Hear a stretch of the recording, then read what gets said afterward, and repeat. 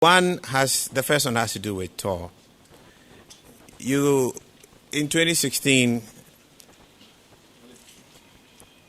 promised to expand TOR. And TOR is a very interesting entity.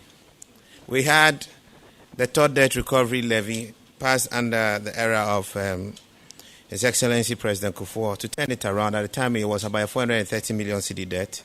10 years on, after collecting 1.5 billion plus, TOR was still in debt with over 2.4 billion cedis. We've had the ESLA and the energy bonds structured to try and hive off some part of the debt. I do appreciate the fact that you mentioned that TOR is back operating, and I think it would have been good to also acknowledge the contribution of the BDCs towards that. That's led by BDC now, Woodfields, driving tooling to make sure there's some sustainability there. My question, successive governments have paid lip services towards turning around TOR. Nobody has been able to do that. For us as industry, we are aware the problem is fundamental. Government has no effective capacity running any refinery. You promise and you will surely fail. What clear, sustainable policy do you have going into 2024 to deliver a refinery that is sustainable and viable, and changing our story from one that exports crude and imports product? We have policy recommendations. I will share that with you right now. We have told and shared it in the industry report that the governance structure of TOR will never make it a viable one for economic sustainability. It needs a certain orientation for business operation. You need people with a skin in the game. God has been good. ESLA has been here. The energy bond has been done. We have a mechanism to hive off as much of TOR's current debt. But you still have a priceless infrastructure on the ground. Competent engineers who are engineering almost nothing now. But we can get them to work right. Will government consider partially privatizing TOR and prioritizing the supply of crude commercially? You cannot run a refinery and expect that it's something that is a Father Christmas thing. Mr. Egbert Faber will not give you crude for free. So crude will have to be paid for a commercial rate, just as Woodfields is doing today, and running the refinery, running it competitively together with TOR. Will you consider that as an active policy option going into 2024? If not, what exactly is the plan you have for TOR? The next one will be on BOST. The BOST CEO is here. To be honest, is one of the most forward-thinking and forward-looking and strategic MDs I think that the industry has been blessed with in his office. So, Mr. Dream Provincial, I doff my heart to you. You're a great guy. But you owe us. What exact plans do you have towards paying the BDCs? Your audit has been done. The review has been done, or the preliminary audit has been done. And numbers are known. This is creating agitation within industry. What policy proposition do you have going to 2024? In 2016, you had a clear statement in your manifesto stating that you were going to pay the BDCs. You've done that successfully. Can you also make a clear commitment on this debt that has been outstanding since 2013? BOST is the hub, has been an infrastructure backbone of this industry. But there's been quite some confusion in its exact place and space. While we expect there to be the infrastructure backbone, we still have a government that every now and then tries to compete with its own players. What exactly is your plan for BOST? And how will you situate that with your plan for BDCs in the ability to grow beyond the borders of Ghana?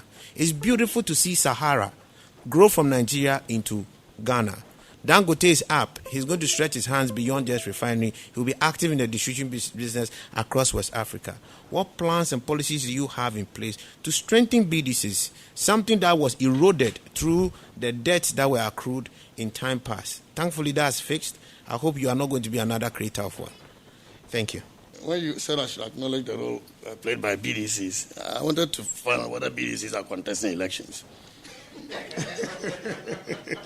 you know, because, well, but I think that, having said that, I mean, we all know that this country would not have come this far, particularly in the oil and gas industry, without BDCs, without the role BDCs have played and continue to play, you know.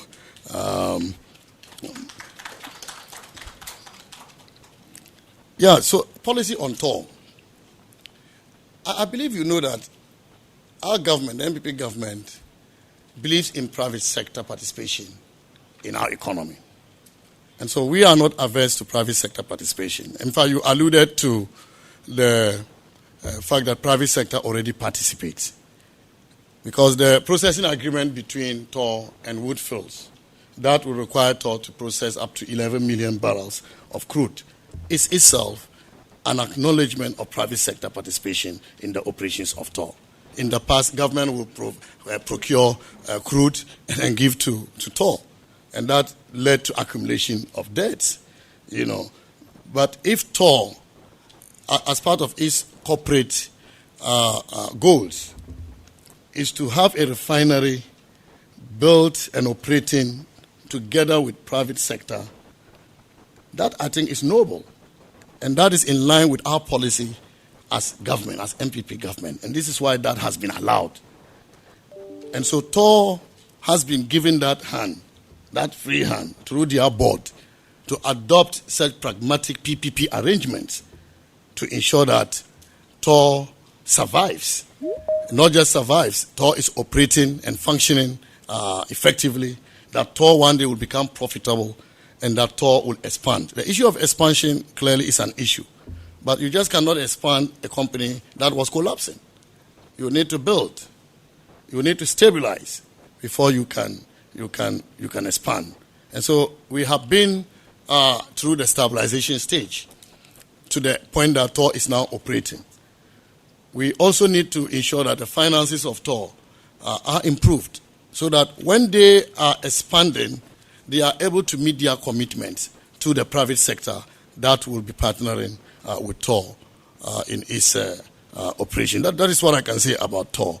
But as far as BOST is concerned, Edwin from BOST will come here and explain all the work they are doing to ensure that they comply with the mandate that is given them to maintain reserves and also to operate profitably.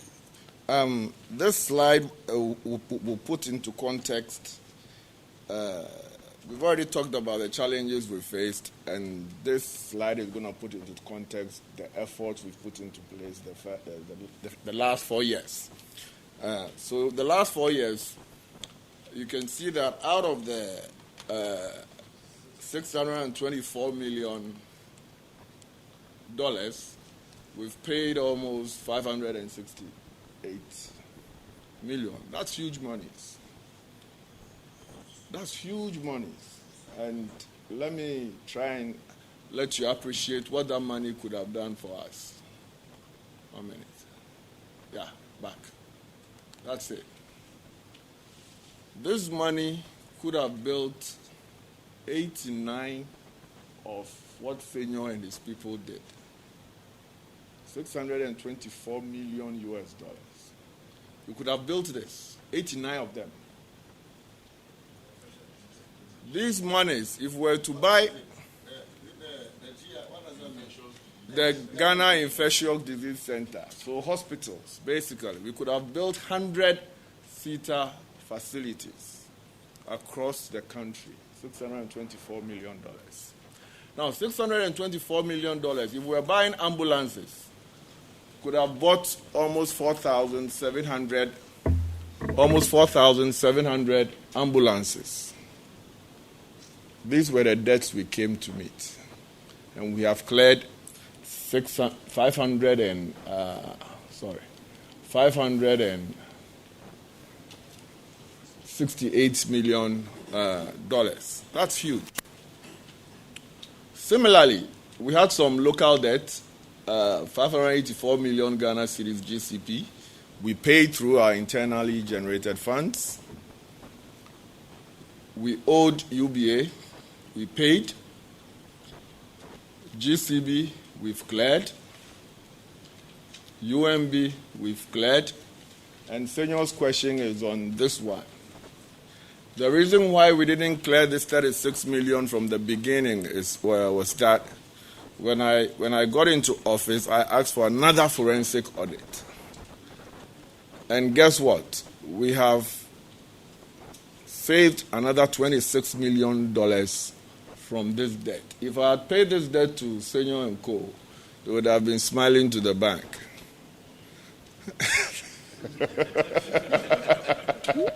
So we have finished the forensic audit. The actual debt is around $10 million. And inshallah, from $36 million. And inshallah, from first quarter 2020, hopefully, we will clear that debt, if not this year. So to answer Senyor's question, we are sorry for delaying this activity, but we hope to clear this either. It depends on whether we get money this year. If we get money this year, we'll clear all of it. If we are not able to do that, first quarter 2021, we should be able to clear this debt. So I guess that answers your question, Senyor.